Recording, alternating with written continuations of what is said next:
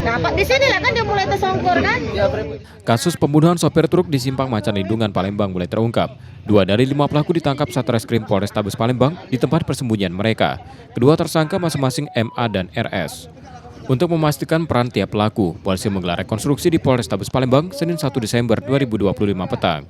Dari 16 adegan yang diperagakan, RS diketahui memukul korban dengan bambu, sementara MA mencuri kartu tol milik korban. Setelah korban tersungkur, pelaku lainnya Dedek yang masih buron menusuk korban hingga tewas. Inisial R itu dia salah satu dari 5 kawanan.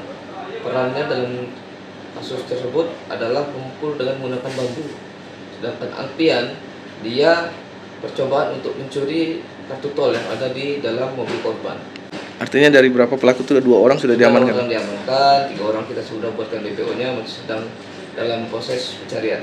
Himbau kepada rekan-rekan supaya teman-teman untuk segera menyerahkan diri daripada kami harus masyarakat tegas.